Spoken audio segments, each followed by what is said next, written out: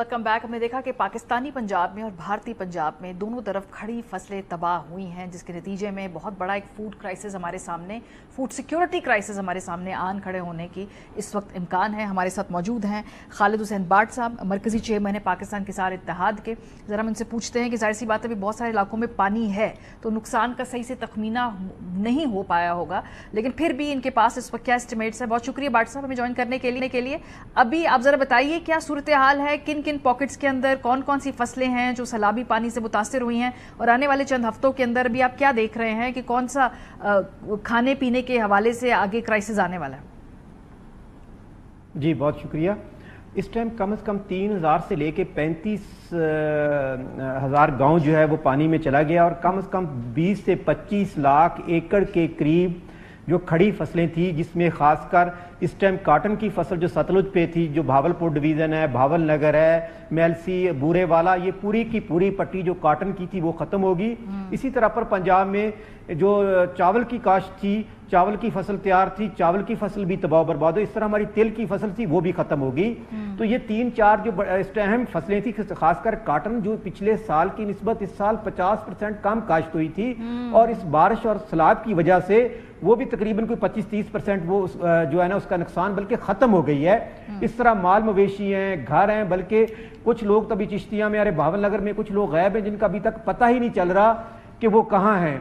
तो इस हवाले से अभी नुकसानात का सही लगाना अभी अंदाज़ा सही नहीं हो सकेगा, लेकिन इस टाइम जो हमारा अंदाज़ा है वो 20 से 25 लाख एकड़ जो है ना खड़ी फसलें, जिसमें चावल है, कॉटन है, तेलें और सब्जियां हैं, वो तबाह हो गई हैं। अगर पैसों के कॉन्टेक्स्ट में बात करें बाट साहब, आपको अंदाजा होगा कि इस वक्त मईशत को इस हवाले से कितना नुकसान हुआ होगा, अगर एक रफ से एस्टिमेट की बात करें।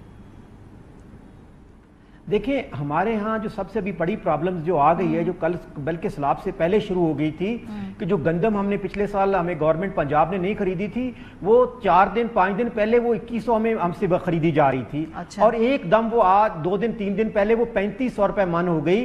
तो आप ये अंदाजा लगाएं कि वो 7 से 8 अरब रुपए का फर्क 1-2 दिन में आया है, जिससे गंदम के रेट में फर्क आया है। इसी तरह अगर हम तखमीना लगाएं तो मेरे हिसाब से कोई कम से कम जो हमारे पास इस टाइम है वो 100 अरब से भी ज्यादा इस टाइम हमारी फसलें जो है ना वो तबाह होगी, लेकिन उसको सही अंदाजा नहीं लगाया जा सकता। लेकिन बदकिस्मती ये हुई कि गंदम पिछले साल हमारे पास कम काश्त की थी, और इस सैलाब की वजह से जो घरों में पड़ी थी वो ज़ाया हो गई, और गवर्नमेंट ने कोई स्टोरेज की ही नहीं, ना फूड ने की, ना पास्को ने की। तो अभी गंदम का तो एक कहत आने वाला है, ये 3500 वाला रेट अभी 2-4 दिन में आपको देखेंगे 5000 रुपए, और रोटी 30 से 40 रुपए में मिलेगी। अच्छा। सिर्फ ये मैं आपको गंदम की बात कर रहा हूं, और 8 से 9 महीने उस फसल की बाकी है, और जो बारिशें हुई हैं इससे हम वो फसल, अगली फसल भी गंदम की काश्त नहीं कर सकेंगे।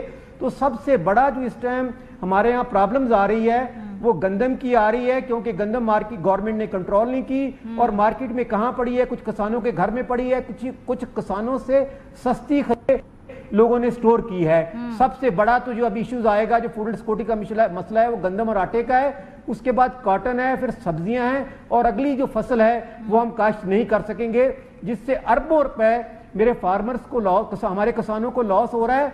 बल्कि गंदम में 2 सालों से ऑलरेडी लॉस में थे, हम तो मरे हुए थे, और ऊपर सैलाब ने हमारा, हमारे पास तो कुछ नहीं बचा। माल मवेशी था वो बेच के गुजारा करते थे, वो भी बह गए, घर डूब गए। हमारी फसलें तो दरिया के किनारे या दरिया के करीब ही हमें पानी मिलता है तो हमने काश्त की होती हैं, तो वो उससे हमारी तकरीबन 50% मैं कहता हूं कि पंजाब डूब गया, और पंजाब की जो बाट साहब आप कह रही हैं कि अभी फसलें खत्म हो गई, आप 8-9 महीने तक काश्त नहीं कर पाएंगे, तो अब ये गंदम की और जो बाकी फसलें आप बता रहे हैं, अब ये किस महीने में काश्त, ताकि हम, हमारे जो लोग समझते नहीं है ना ज़राअत को, उनको पता चले कि अब अगली ये जो आप लगाएंगे फसल, ये काश्त कब करेंगे। ये हमारी जो गंदम है, हम 2 महीने बाद हमारी नवंबर में गंदम काश्त होती है, और मार्च अप्रैल में जाके 6 महीने की फसल है, 5-6 महीने में हमें ये फसल तैयार होती है। तो हम 2 महीने में फसल गंदम की काश्त कर ही नहीं सकते, क्योंकि पानी जब आया उसके साथ रेत भी थी, जमीन हमारी हमवार नहीं रही, सारी खत्म हो गई।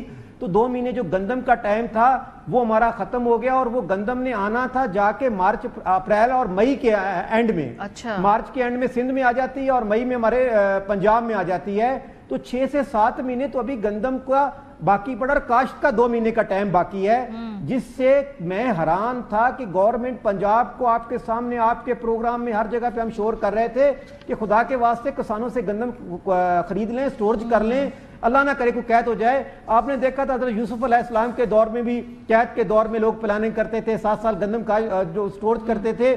یہاں تو ہم شور کرتے رہے کہ آپ تباہی کی طرف جا رہے ہیں، لیکن ہماری کسی نے نہیں سنی، اوپر سیلاب سے آ گیا۔ ابھی تو گورنمنٹ کو گندم کم از کم 15 سے 20 لاکھ میٹرک ٹن باہر سے منگوانی پڑے گی، اور اسی طرح جو کاٹن ہے وہ پہلے 3 سے 4 ارب ڈالر کی باہر سے منگوا رہے تھے، اب کاٹن 50% ختم ہوگی تو 6-7 ارب ڈالر کی اگر آپ نے زر مبادلہ پر بوجھ پڑے گا، اور اس کے علاوہ یہ چلانا ہے تو آپ کو 7 ارب کی کاٹن باہر سے منگوانی پڑے گی۔ صحیح، یعنی کہ زر مبادلہ مزید خرچ ہوگا امپورٹ میں، اور اس کے علاوہ لگتا ہے کہ اگلے آنے والے بجٹ کے اندر بھی جو یہ موجودہ سیلاب ایسی تباہ کاریاں ہیں وہ کسی نہ کسی طریقے سے ٹیکس کی صورت میں بھی سامنے آئیں گی۔ پروگرام کا ختم ہو گیا، اپنا فیڈ بیک دینا مت بھولیے گا، خیال رکھیے، خدا حافظ۔